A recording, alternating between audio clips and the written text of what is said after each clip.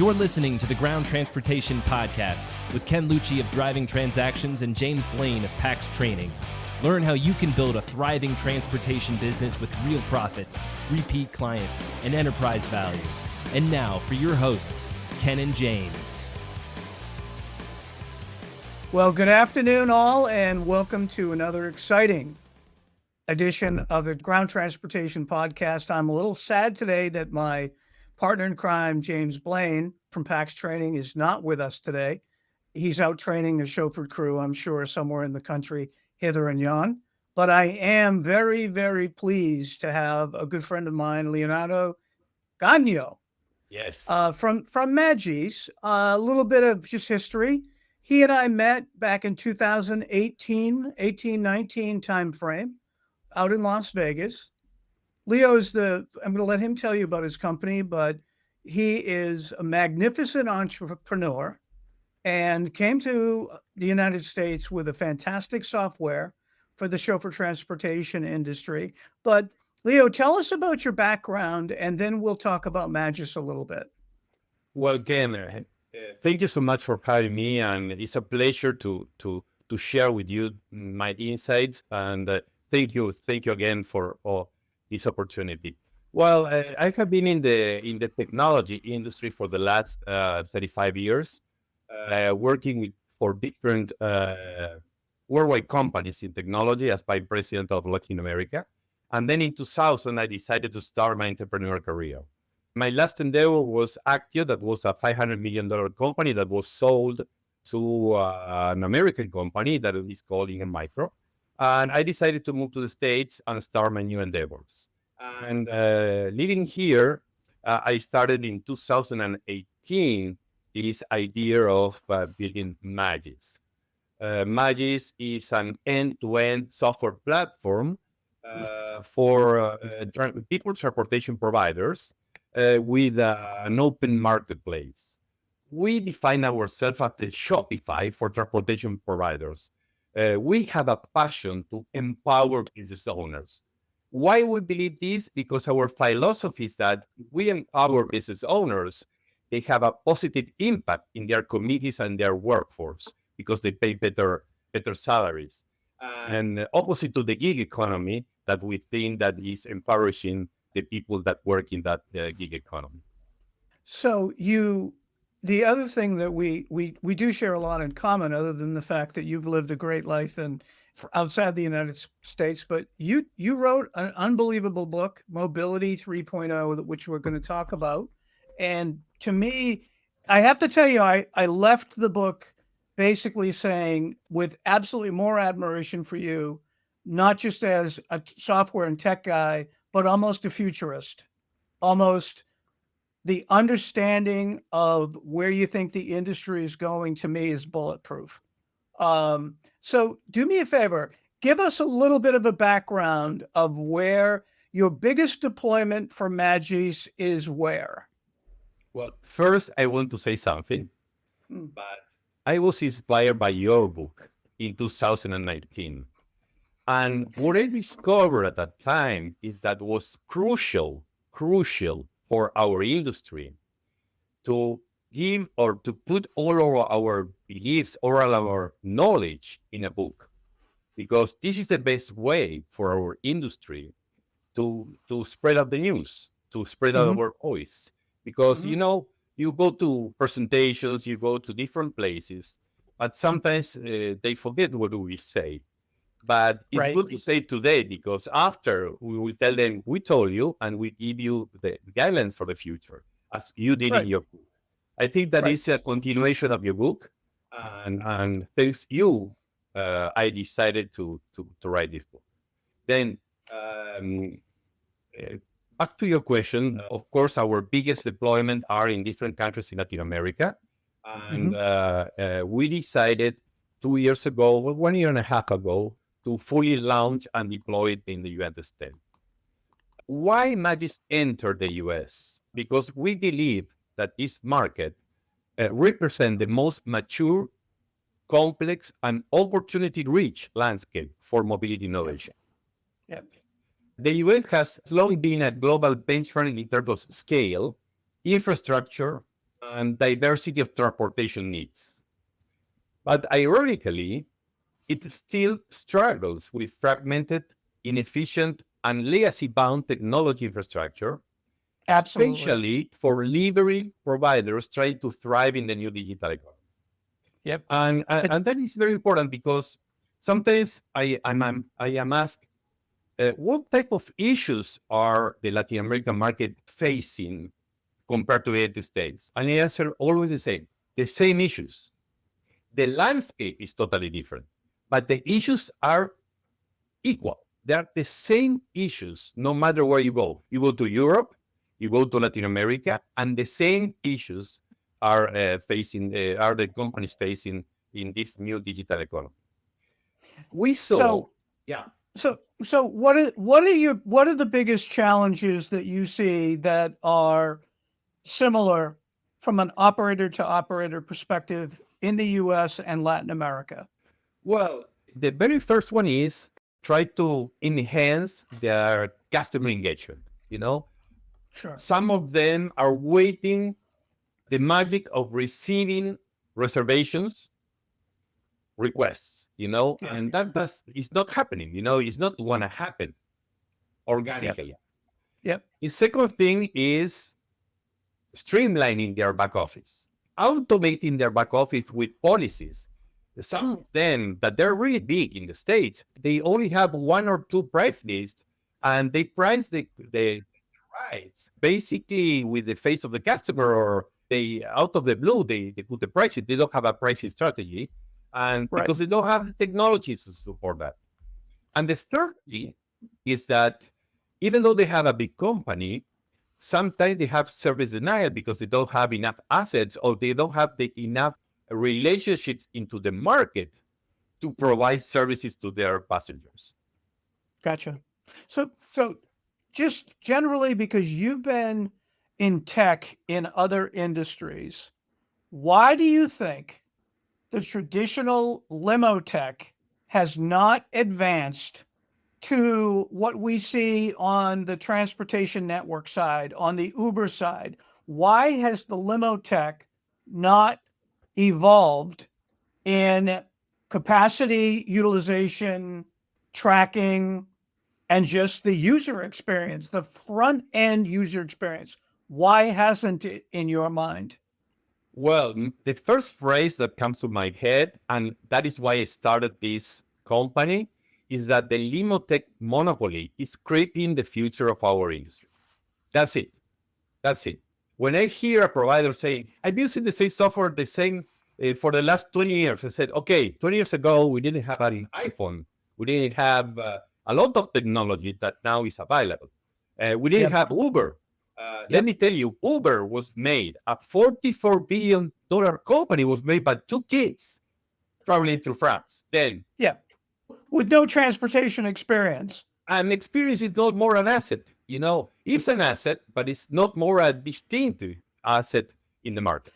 You hit upon something there that I struggle with, which is sometimes actually the experience that you have is your biggest hindrance because you're comfortable, you're complacent, and this is a phrase that I've used recently in front of some pretty damn successful operators, where I say, I would rather deal with operators who are not profitable because they listen more. The profitable operators, I fight comfort, complacency, and what I call omniscient thinking that everything about their business tomorrow is going to be the same as it was today or worse yesterday. I think a lot of people are caught in yesterday. And I think the same thing on the software side, the traditional software side of the industry. Let me give you, I have cases that I can tell you now, but let's be honest. The traditional limousine technology providers in the US have become a monopoly, and that monopoly is actively choking innovation in the delivery industry. Yeah, but isn't that the case in any technology monopoly? In any industry, like the hotel booking industry for a long time had a monopoly until the online travel agencies came on. So how do you break it? Well, it's very easy. It's to change the narrative and start to show the success cases.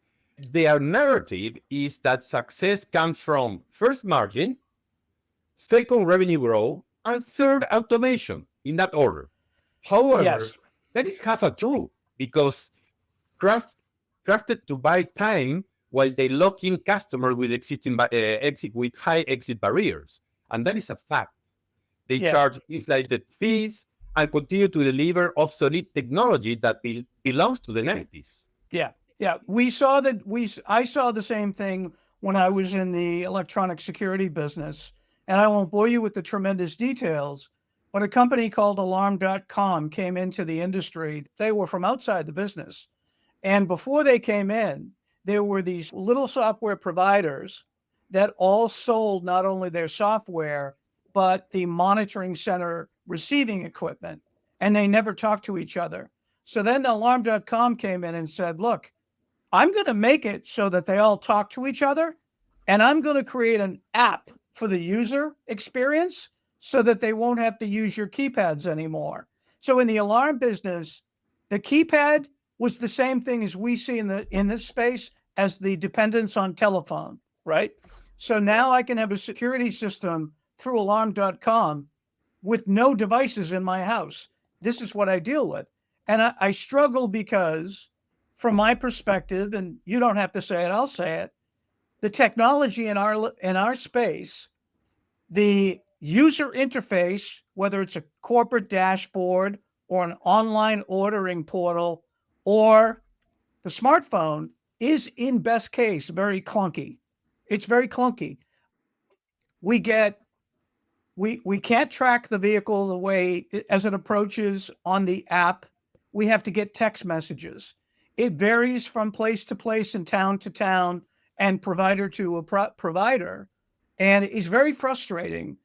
And I think my biggest issue is I hear operators say, and you must also, well, people like to call us on the phone or they like to send us emails. And I don't think they realize that the corporate clients who do that, they're retiring and they're being replaced with corporate travel people who want to do everything remotely and everything on their phone. And the same with the corporate travelers who are the average traveler is right now, the average corporate traveler is 42 years old. So they're relative kids and they want to do everything on their own. So where do you see where do you see the next 2 to 3 years? And do you see us taking any giant leaps forward, or is it going to be status quo? Okay, let me first say something that is very important. Continue your comments. The tech limo today, these companies are not in the business of innovation. First, They are not. Say that again. The they limo are tech not software. the business of innovation. They are in the business of rent seeking. That's it. Okay. Meanwhile, and this is very important because these are the things that are struggling the market. Meanwhile, the world around them is changing fast. God The, forbid it's changing. Oh yeah, God, yes, yeah. the delivery sector is growing, but fueled by younger generations opting out of car ownership and new expectations shared by TNCs. But this is just the beginning, you know. We are now entering a transformational era driven by the convergence of electric vehicles, AI, autonomous technologies, EV tolls, and hyper-personalized service. And the formula is not anymore the old formula. This is not an evolution, it's a revolution. Yep. And your limo tech stack can keep up. Then the real formula for success today isn't just margin, revenue, and automation. It's revenue margin growth, both vertically and horizontally, enabled by automation. That is the key.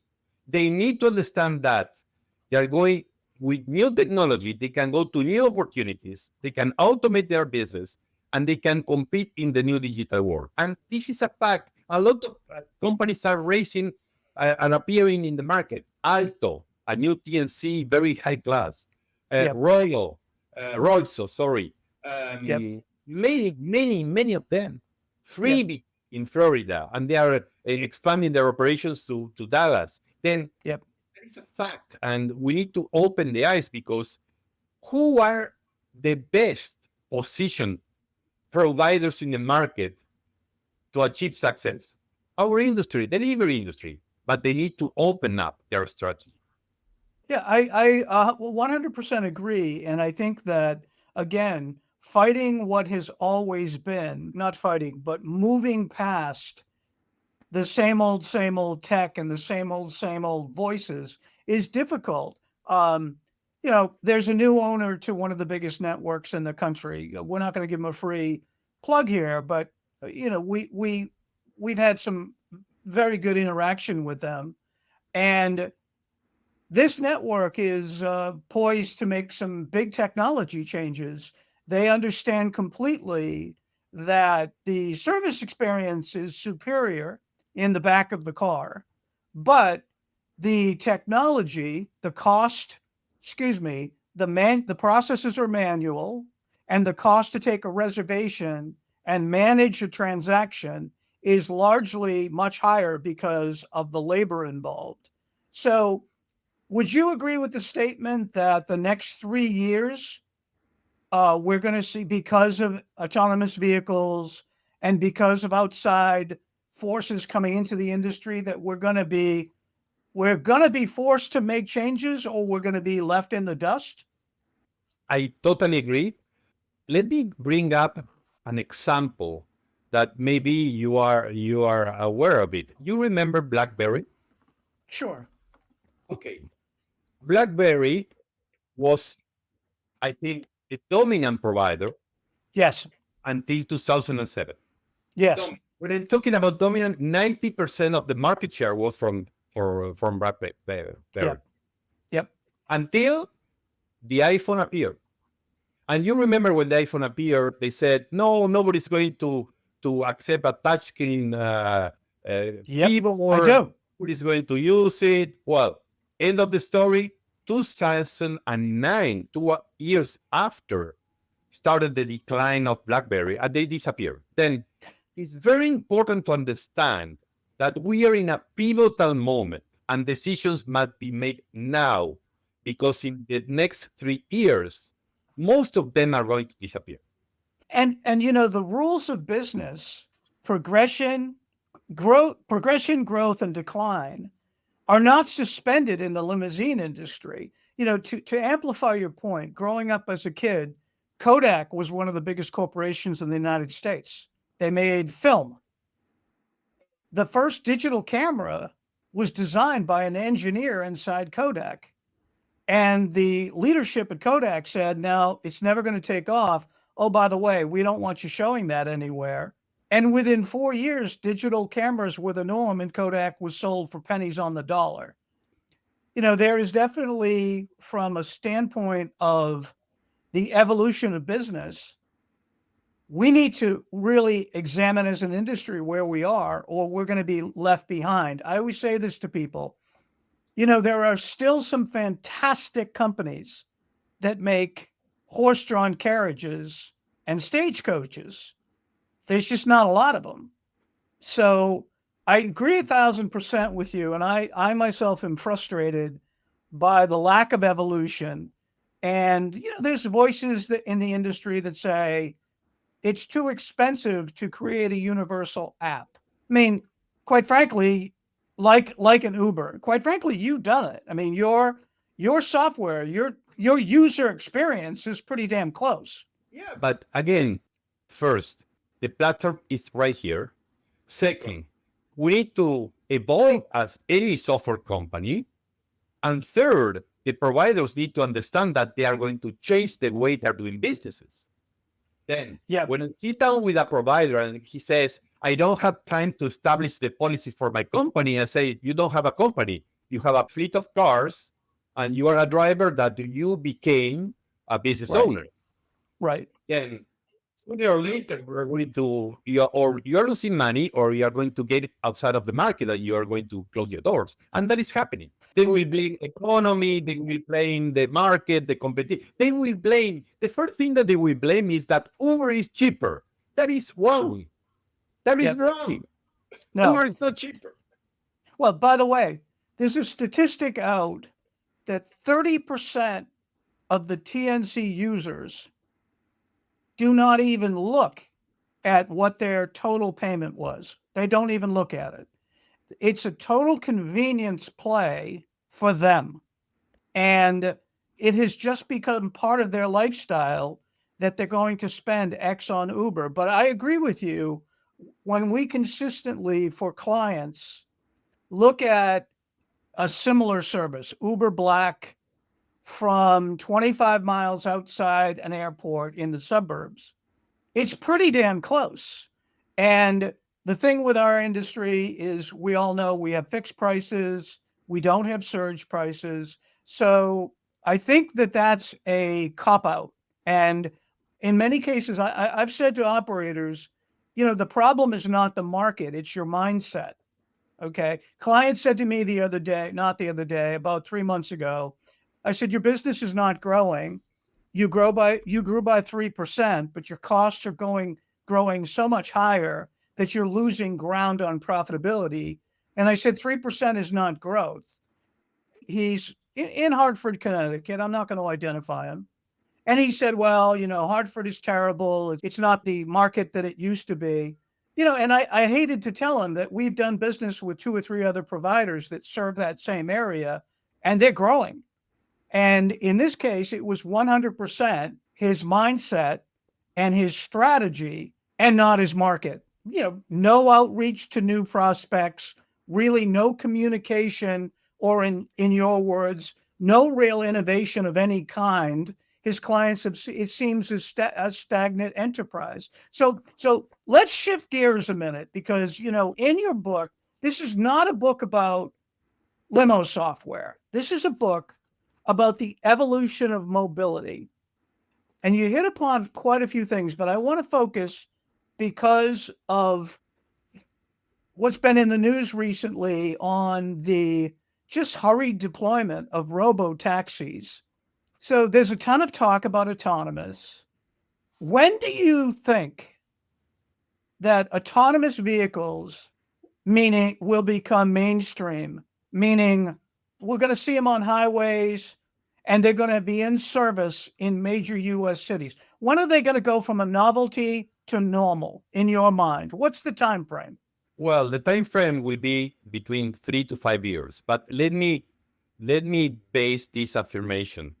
1 month ago, Sean Duffy, that is the Secretary of Transportation, the Federal Secretary of Transportation, he released a framework for AVs. You know that as in America, when the framework is put into the market, all the forces align itself just to start to produce. This country, and my country here, is like very powerful in aligning and putting resources to achieve a goal. The second thing that is very important is Waymo just launched their service in San Francisco. Oh, yes. I saw that you use a Waymo in San Francisco.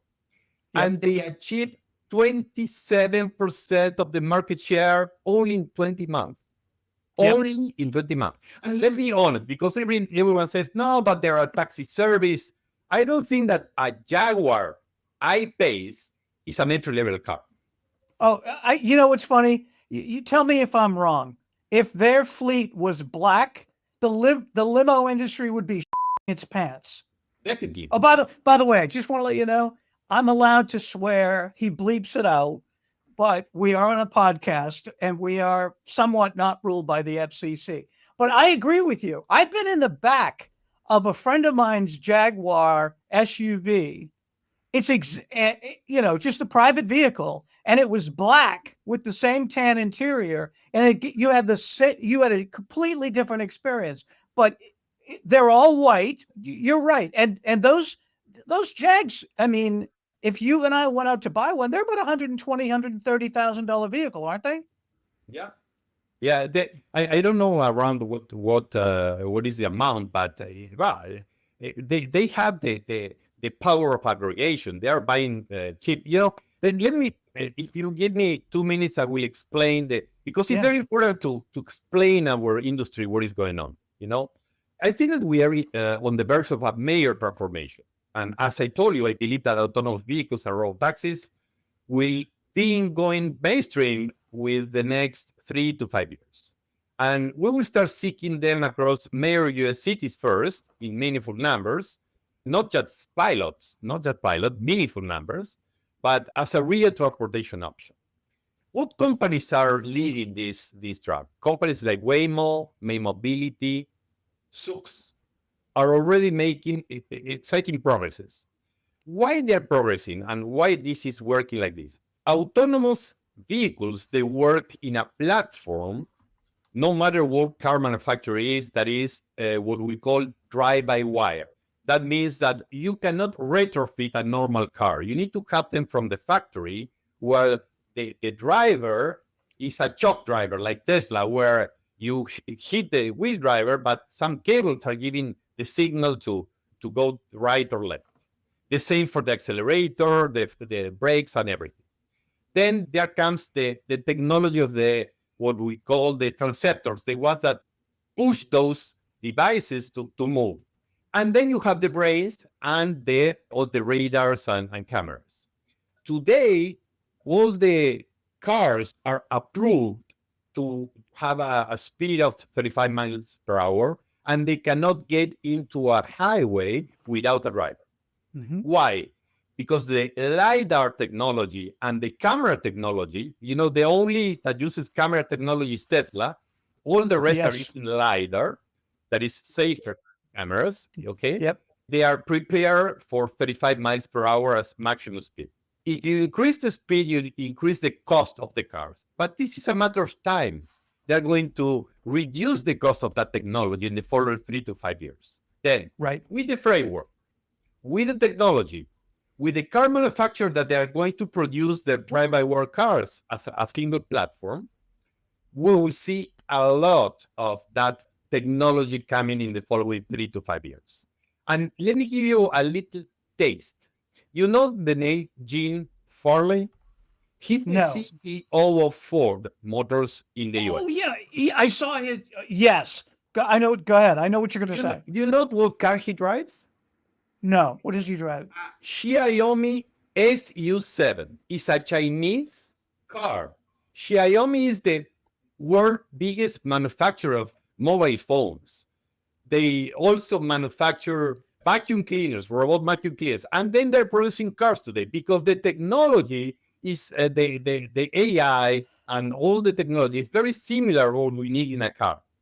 This guy is so happy with that car and he's pushing all the factory and all the developers because it's an example. The Xiaomi is a beautiful car. Well, let me tell you, this is coming and they know that.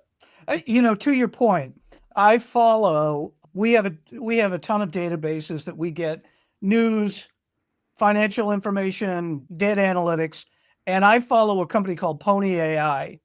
Pony, yeah, of course. Yeah.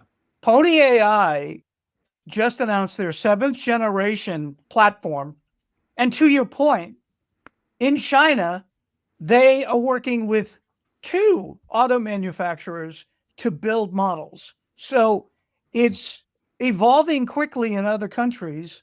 Wuhan, China, made famous because of the COVID virus, but Wuhan, China has 30,000 AVs on the road. And someone was telling me the other day that they don't have any downtime on charging because the vehicles go back to the hub and someone changes out the power source in 20 minutes and the vehicle goes back on the road. That is called swappable battery technology. Say that again. Swappable battery technology. You swap the battery. And think about that. We don't have anything close to that yet.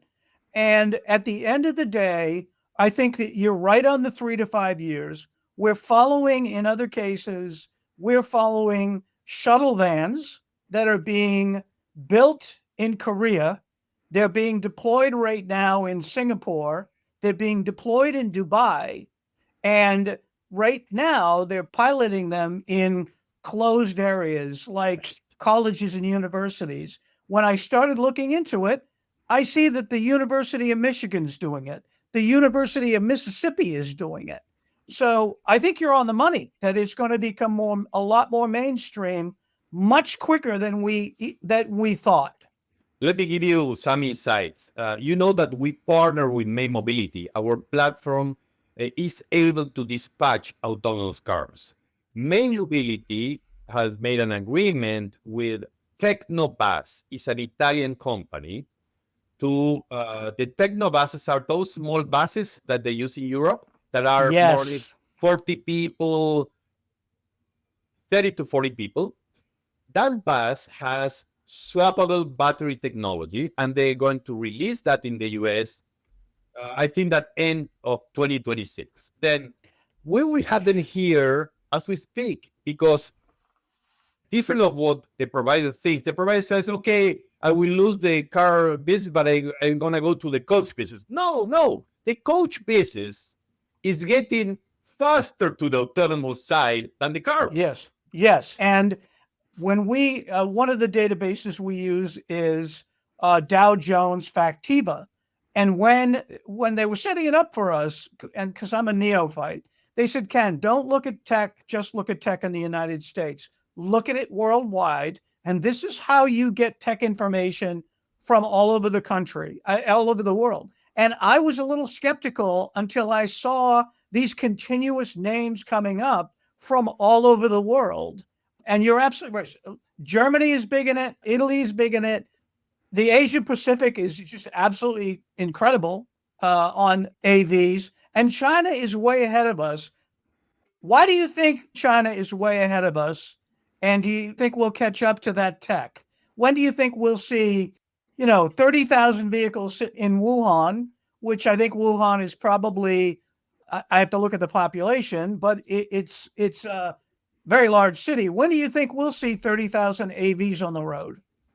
Well, first, I would say that China is not a democracy. Then they have the ability to funnel resources by force, or more than convincing. But that's a nice way to put it. Funneling resources by force. Yeah, and that is the way, and it's been very effective, to be honest. But said that, we are very good at catching up. Let me give you an example.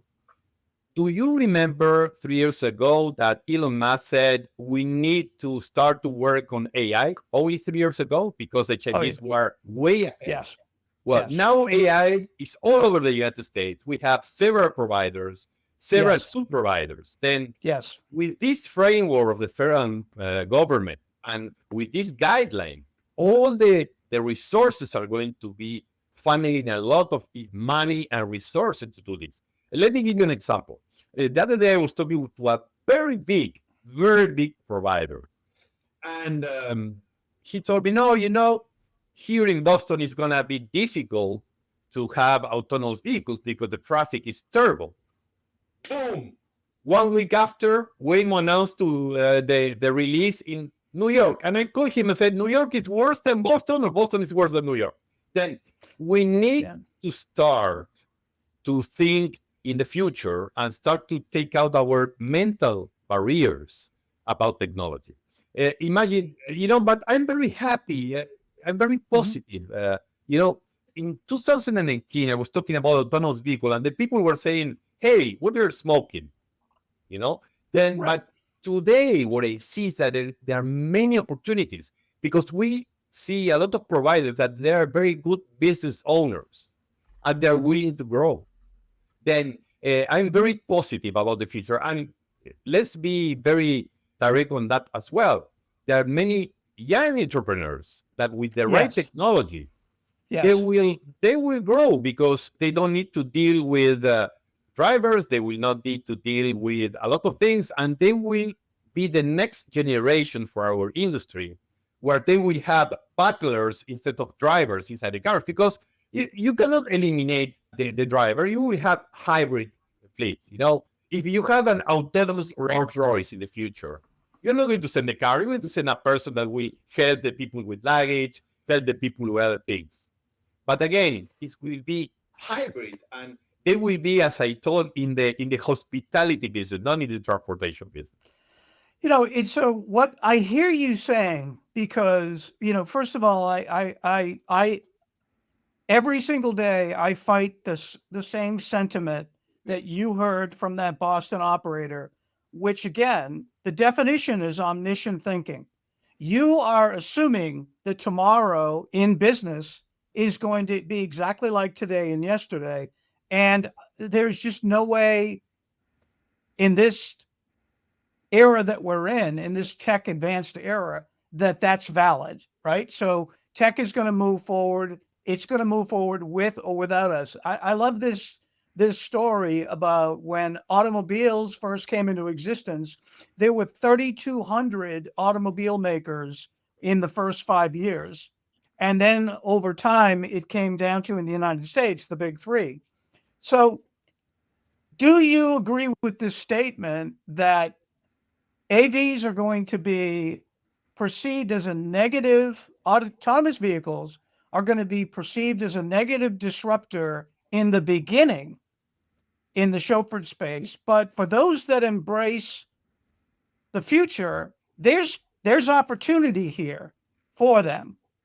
Let me, I believe that autonomous vehicles will ultimately evolve into a powerful opportunity for our industry. But like any technology shift, the transition will be disruptive at first. And I recommend a lecture, a reading of a publication of a Nobel laureate, Darren Acemoglu and Restrepo. They have a paper that is called Automation and New Tasks. Say that again. Automation and New Tasks from Restrepo and Acemoglu. They are Nobel prizes, they are not Leonardo Gannio and Ken Lucci, they are PhD, they are big guys recognized worldwide. And we understand that the technology doesn't just eliminate jobs. It also creates new roles, business models, and source of value. The net effect depends on whether the economy and stakeholders can adapt quickly enough to unlock those new opportunities. And let me give you one. I want you to repeat that last sentence. It all depends on the adoption of who? The providers, they need to adopt new technologies. And they need to adopt not only that, new roles, new business models, and new sources of value. Because the net effect depends on where the economy and stakeholders can adapt quickly. They need to adapt very quickly to unlock these new opportunities. Let me give you an example. Would you have thought in 2018 when we met that you were going to be a host in a podcast? No. Okay, why? No. Let me give you this case. On the early 90s, there were 6 big producers like MGM, Universal, Paramount Plus, until YouTube appeared. Yep. And what happened with YouTube? They said, no, they are killing all the industry. No. At the very beginning, it was a disruption. And now you have thousands of producers and content creators. And even those old production companies, they are in this space. Then yes, we need to understand that now is the moment. We're in a pivotal moment of our industry. Yep. We need to talk to the NLA. We need to talk about this in all the shows. We need to talk with every single provider because they need to understand that AI is here, and in 2 years, you are going to be an AI company or you are going to be in the other side. The other side is going to fade and disappear. You're 100% right, and I will share this with you, but I can't say for who. We've received our first financial analysis engagement to do a cost pro forma on the cost of an AV vehicle. Okay, which this is a longstanding customer that we've had who've said, listen, I've been approached with an opportunity and I want you to do a cost model and fixed cost variables. What do I need to charge for revenue to achieve the margins that, that we preach? And I said, I just want to let you know, this is the first AV that someone has asked us to do. And his comment was, oh, there's going to be many more. And this is a company that's on the cutting edge.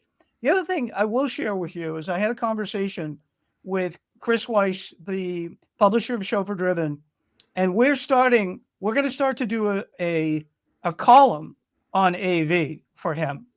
And I do not, under any circumstances, see myself as ever becoming an expert at it. But I will tell you that we will take the data that we curate and we will compile it on these companies. I have a dream.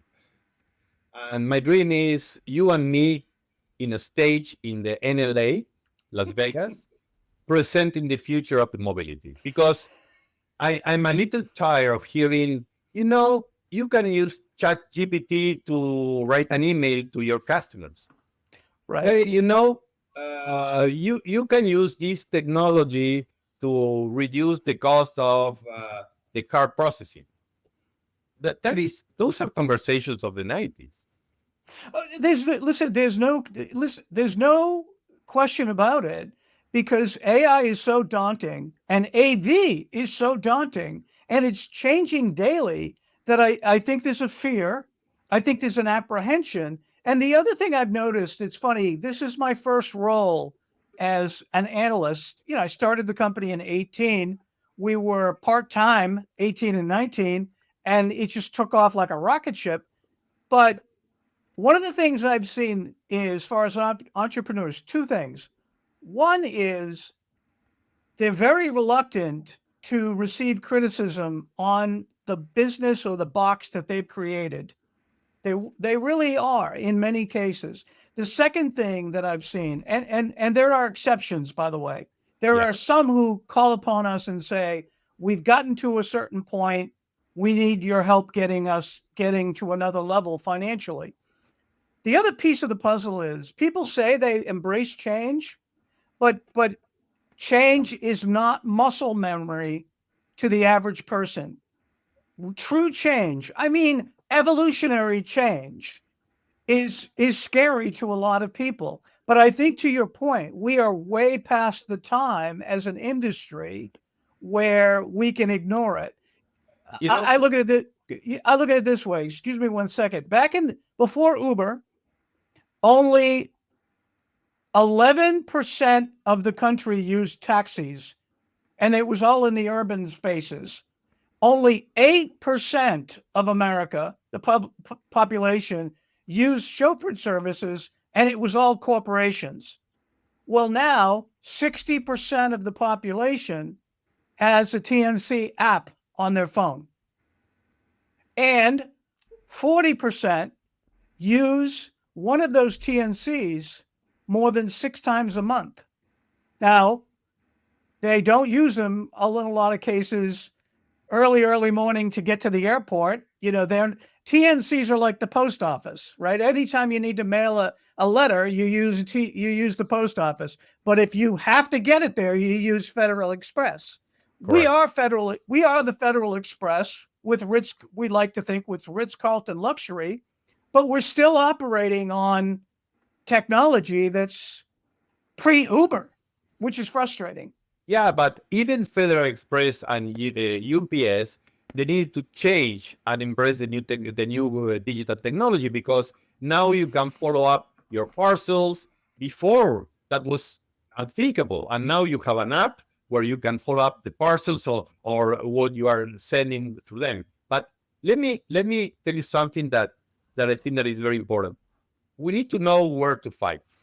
The business model of the TNCs that they are growing and they're eating our lunch. Again, they are eating our lunch. Let's not be in denial mode. They're easy to hire. They are always available, and they're easy to pay. That is the basic business model. Okay.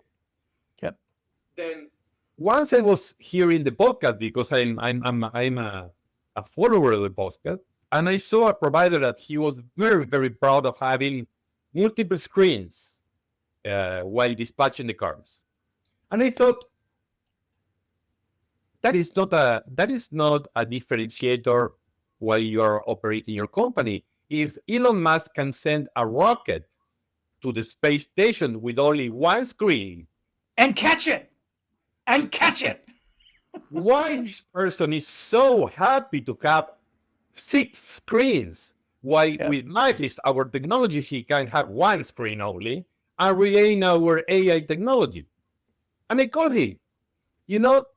I think that he reacted with fear.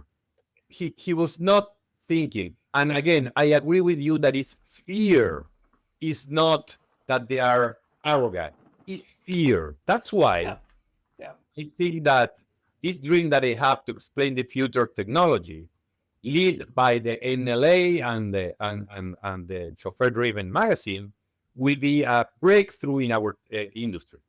Just to leave behind all that old type of conversation and discussion and start to discuss this new technology. Well, and to your point, you can't just have an article on AI or a session on AI. It now has to live in everything the industry does and look at what we ask the questions. What can we expect? Similar situation. When I take a chauffeured car to the airport, I call a company where I'm in a very rural area. I call a company and I have to continually repeat my home address, the airline I'm going to, and the airport, et cetera, et cetera, et cetera. What I don't understand is, why can't I, at the very least, the most rudimentary, why can't I call a phone number and say, this is Ken Lucci, calling from 727-638-3388, pick me up at my house, going to Salisbury Airport, flight number 4221, repeat back, or send me a text message. The human, when we do an analysis on how much it costs to take a reservation, these people, operators are leaving $5, $10, $15 on the table because the process is completely manual constantly. We don't even have the ability to have our favorites, right, recorded. So if I can order my prescription through CVS without talking to a human being and get a text reply, why are we so far behind? Well, again, we talk about the monopoly. We talk about the comfort of not changing. We talk about a narrative in the market that is completely wrong. Then you can do that for your company today. Maybe not the way you do it, but let me tell you, you don't need to rely on Magiis. You have 7 companies in the United States with IVR, interactive voice recognition, that are working with AI. You can hire them.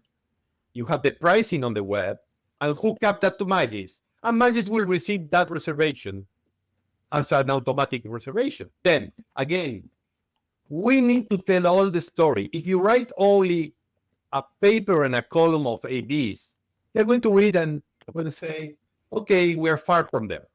Oh, no, they'll say, that's nice, but it doesn't apply to me. Yeah. If you explain all the picture with all the pieces of the puzzle, it will be starting to make sense for them.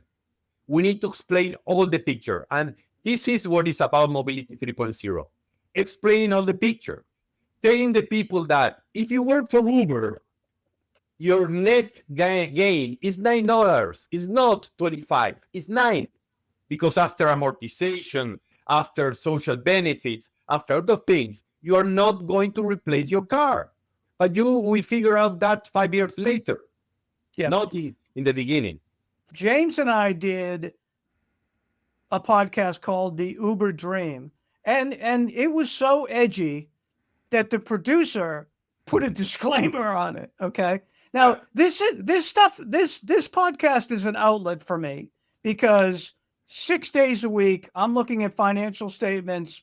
My business partner and I are crunching like little numbers, and it's taxing, right? The entire reason why we did the Uber Dream is because I've just spoken to too many Uber drivers and seen too many Uber drivers comment on Facebook that just what you said. I thought I was going to make X, and after you deduct all this, I'm not making minimum wage. You hit upon something in your book about the unintended consequences of the gig economy. The gig economy's hidden cost, how it's eroding the American middle class. This chapter itself should be sent to everybody in DC, every labor secretary in every single state, okay? And they should, beyond just reading the chapter, they should do the math. The Uber driver, the Uber driver that they're taking from the Capitol to their condo is not even making minimum wage. Not only you said something about the social safety net and the social consequences. Tell me what prompted that chapter in the book? Very good question. Uh, I think that in our industry, we have a say in my born country. We love a lot soccer. We have been world championships, and we say every single habitant of that country is a manager. Everyone knows about football, soccer. Sorry. Yep. I think that in our industry, everyone knows how to save the economy and how to manage this business. Then I think that we don't need to wait the government to do something with Uber. I think that we need to bring tools and empower business owners to win this digital economy. And this is the way to increase jobs and to increase, the power of aggregation in our industry. And tell me if I'm wrong. You see that all they can, people that want to sell their businesses, people that are reducing, people that are saying, I'm too old, and they are 50 years old, say, too old for what? No, you want to quit, and you want to get some money from your company. But again, we need to plant the seed for them to tell them, you have a tool, you have the market, and you have new opportunities that you need to grab. You have university campuses, you have hospital campuses, you have government campuses that you are not delivering that service. You have cities. We have been engaging with a lot of municipalities for microtransit. Who do you think that are going to manage those cars? Not us, the providers. Right. And who are in a better position with all the locations to serve these vehicles? Our providers, the National Limo Association, business partners. Then we have a unique opportunity today before they start to eat our lunch. But we need to automate with AI, and second, focus on revenue growth and margin. That's it. Yeah. No, you're right on the money. Let me emphasize why. Yesterday, I did an update, an AV trend update on a TNC called Grab, and they are huge in Singapore. Okay, now they just contracted with a Korean autonomous vehicle company, and they're a full stack from the building of the vehicle to the platform, the AV platform. Do you know what they're doing? Grab is doing a pilot program, and they are partnering with the equivalent of the National Limousine Association. Okay, they're for the autonomous vehicle pilot. They're training the drivers to be safety attendants inside the AV. So I said to myself, Grab is literally the equivalent of Uber, okay, in that part of the world. And they are partnering with the National Livery Association over there for this AV pilot program. So to me, that's proof positive that there are opportunities here. Now, let's just be realistic. There are going to be a lot of operators who are left behind because they don't embrace change. They may not have the capital, okay? But at the end of the day, I think that the first operators that are the innovators, and you and I know a couple of them, and you're working with a couple of them, and a couple of they're my clients as well. Those innovators may take some bruises and a learning experience, but that mentality is going to rule the day. That mentality of innovation and saying no, AVs are competing with me. I mean, I think that operators need to learn everything they possibly can. They need to be involved with their local regulators. They need to understand and get themselves on the radar of everybody on autonomous that they can. Because to your point, I mean, Waymo at some point is going to get sick and tired of building hubs around the country, right?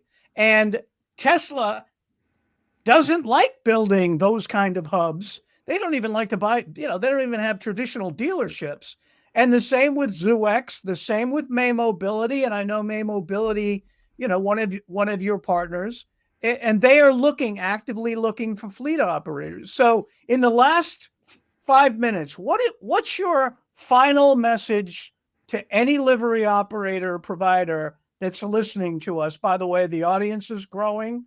John tells me we're doing fantastically well, which is good because this is like a second job. What is your final message to operators on the subject of transformation and innovation?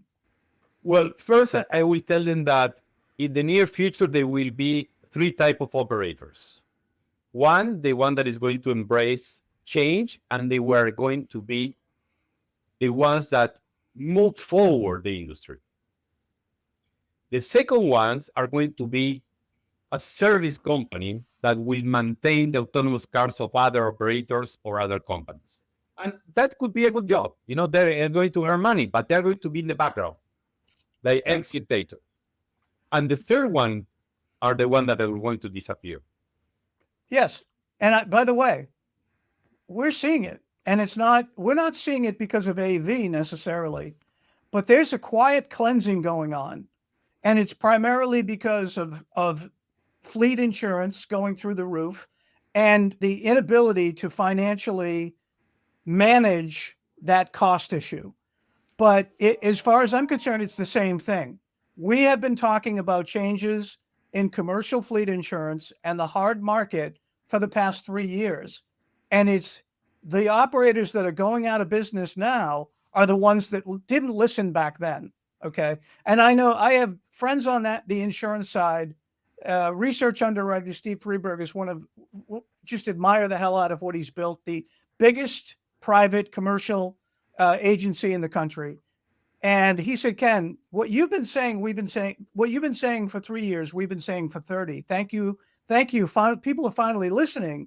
But the same's going to happen with AI and AV. The same thing, and I think it's going to happen faster. So you're 100% right. And prices are going down. If you start to talk to the insurance companies like Principal or other companies, they are starting to change their business model because autonomous cars are zero accident or free accident. No? Then they need to change the way the business model for transportation. And they're starting to analyze insurance in the person, not the car. Because the person is subject to the movement. They can take a car, they can take a micro-mobility, a bicycle, they can do a lot of things. And they've started to think about insuring. In fact, there is one company in Latin America that started to insure people while they're moving from one side to the other. Again, I think that the future is bright, Ken. It's fantastic, but it will take a lot of work, a lot of enthusiasm, and a lot of openness to start to embrace technology.